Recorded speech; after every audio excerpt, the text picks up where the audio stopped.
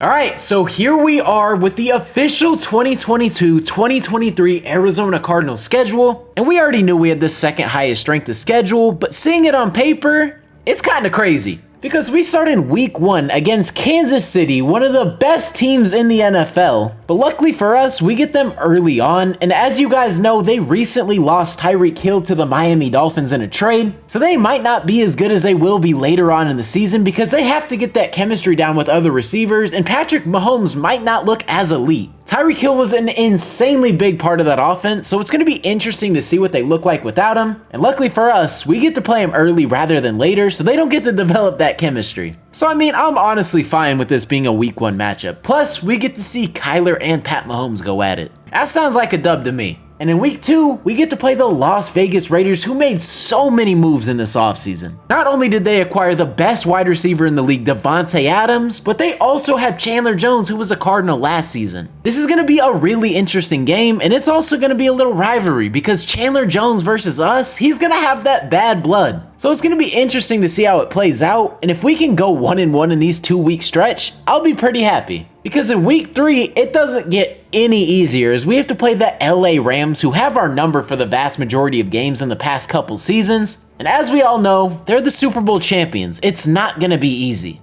They're still one of the best teams in football, and it's going to be a pretty exciting matchup, but this 3-week stretch is insane, and that doesn't stop going into week 4. And you might be wondering, you're playing the Panthers. That should be an easy win, right?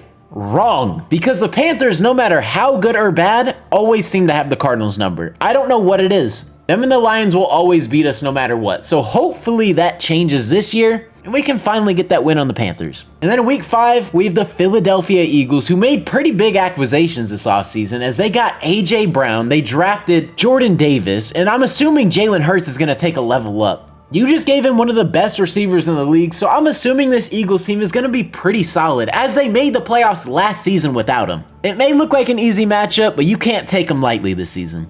And then we move on to week 6, where we play the Seattle Seahawks, who are without Russell Wilson this season, so I don't think they're going to be good whatsoever. And this would be a very solid game for us, especially getting DeAndre Hopkins back in week 7, where we play the New Orleans Saints. I have no idea how they're going to look. Like, Jameis Winston looked very solid until he, did he tear his ACL? He was playing really good football. Plus, they drafted Chris Olave this year. They signed Tyrann Mathieu. They could be really solid. That's going to be a pretty fun matchup, and so will week 8 when we play the Minnesota Vikings. The Vikings are one of those teams that you never know whether they're going to be good or bad. They have the talent to be good, but they just never perform, and they haven't made the playoffs in quite some time, if I'm not mistaken. It's been a couple years, and it'll be interesting to see if they can change that. And plus, they have Pat P, so it's always going to be a fun matchup having to go up against them. And then in week 9, we play the Seahawks again. Week 10, we play the Rams again. We already talked about both of those teams. And then we move on to week 11, where we play the San Francisco 49ers in Mexico City. This will be our first glimpse at Trey Lance or Jimmy Garoppolo, whoever they want to throw out there. For some reason, they still got Jimmy on the roster. I can't fathom why. But hey, that's not my team, not my problem.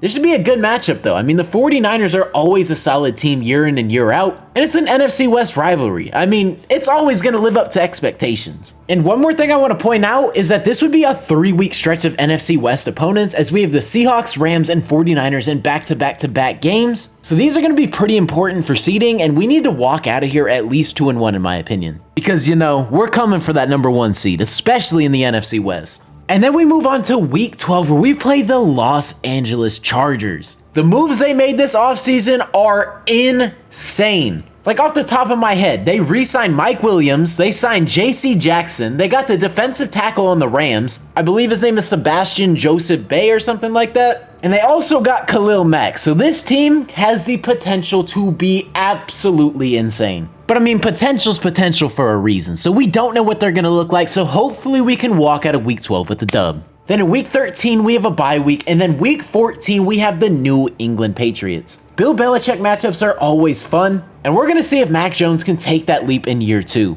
And in week 15, we get to see a familiar face in Russell Wilson in a different jersey. The Broncos also have potential to be really good, but they still have a lot of holes on that team, I'm not going to lie. So we're going to see what Russell Wilson can do with the weapons around him, which he has a lot on offense. And on defense, they have a lot of young studs like Bradley Chubb, Patrick Surtain. They got a lot of guys on that team. But there are some holes, so we're going to see what happens in that one. And this is my favorite matchup so far in Week 16 on Christmas Day, where we get to play Tampa Bay and Tom Brady. Back-to-back years where we get Christmas games. It is honestly a great thing, and this, like I said, my highly anticipated matchup of the year, and it's at home. I'm pretty sure I'm going to go to this one. And it could be Tom Brady's last year in the NFL, so I gotta show out for that. And then in Week 17, we played the Atlanta Falcons, who I'm not gonna lie, I don't think are gonna be good whatsoever this season. I mean, their starting quarterback is gonna be Marcus Mariota, so we really don't know what they're gonna look like. They drafted Drake London with the 8th overall pick. Like, this team's not projected to be good. They're building for the future, so we should be able to pull this one out. And then in Week 18, to cap off the season, we played the San Francisco 49ers once again. Overall, this is an insanely hard schedule, but with our talent on the roster, we could be pretty solid. But for the first 6 weeks, we're gonna have to be without DeAndre Hopkins, and that's a pretty tough slate of games. Like, those first 3 are no joke, and then we have the Panthers, who we just can never beat. The Eagles, that's gonna be a toss-up, and then Seattle, we should be able to win that one.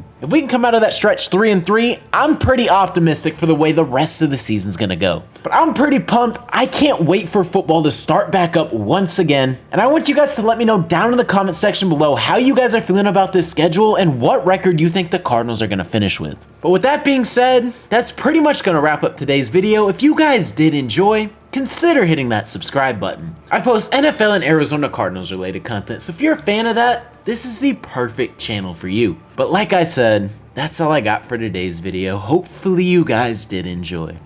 It's been your boy Mythic. Peace out.